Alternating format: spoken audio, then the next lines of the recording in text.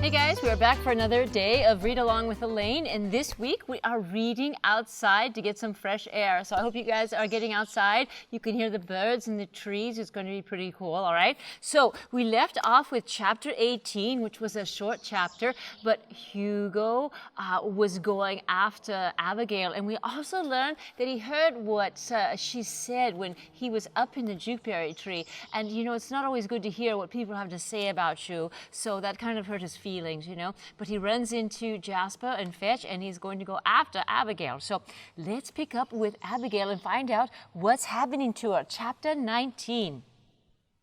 Abigail kept her eyes closed as the wind rushed past her face. The O'Mara's claws dug into her shoulders, but only tight enough to grip her. "Put me down," she shouted for the 100th time, beating on its scaly legs. She'd escaped one monster only to be taken by another. It kept flapping its wings, ignoring her pleas. She looked around, trying to see where they were headed, but a layer of fog covered the swamps. As they flew on, the fog turned to mist, and Abigail could make out the rise of a distant peak.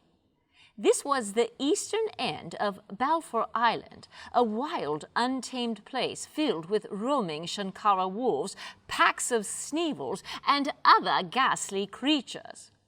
The O'Mara flew steadily until it reached the peak, then flew straight up a sheer cliff until it reached a stone ledge.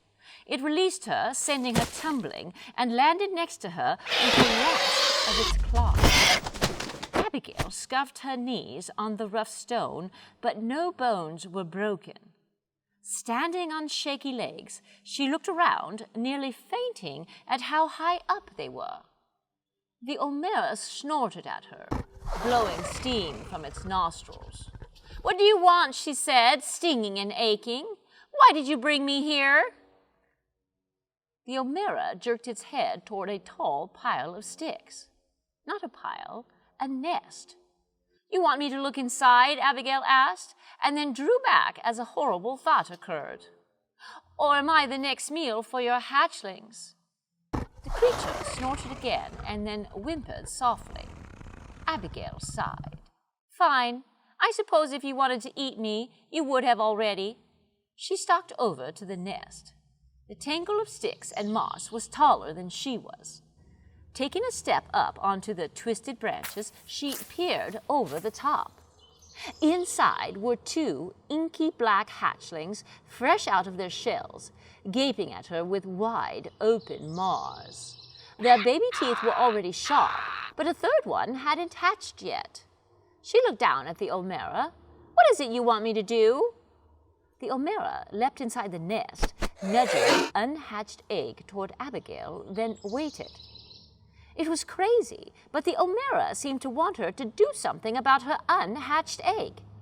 Abigail warily climbed onto the lip of the nest, legs dangling.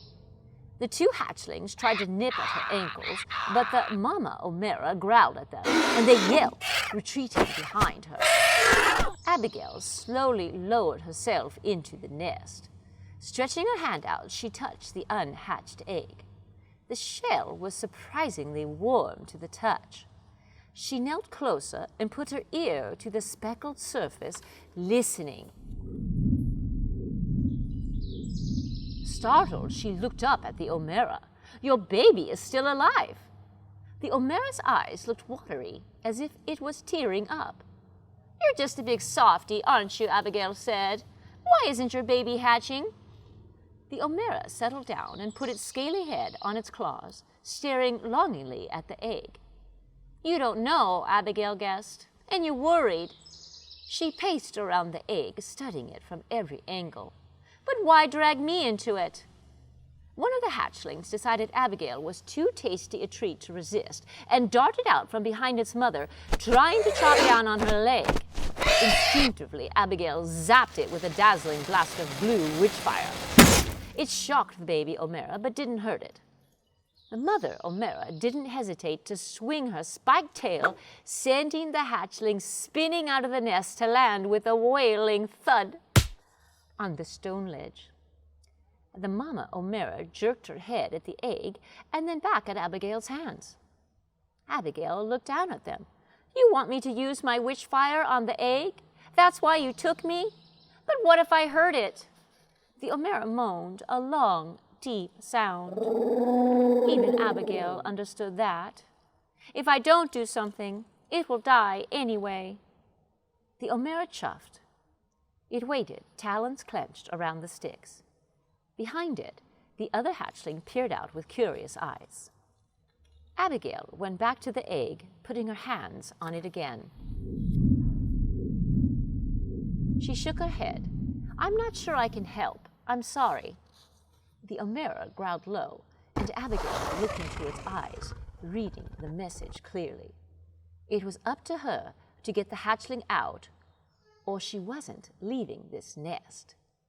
Oh, that's a really good chapter 19. I like that. So she's in the Omera's nest, and she figures out why the Omera took her, because one of her eggs isn't hatching, and she wants Abigail to use her magic to help it hatch. So it's a really good chapter. I can't wait to see how she's going to figure out to do that, all right? So guys, that's it for today. Come back next week. We're going to do more Read Along with Alane when we pick up with chapter 20. And in the interim, you guys know what you can do. You can click the download in the link, and you can do some of the worksheets. You can send them to me. You know, I'd love to see them, give you a shout out on my YouTube channel. And until then, get outside, have some fun, but above all, stay healthy, stay well, stay happy, and Miss Alane will be back again, all right? Alane out.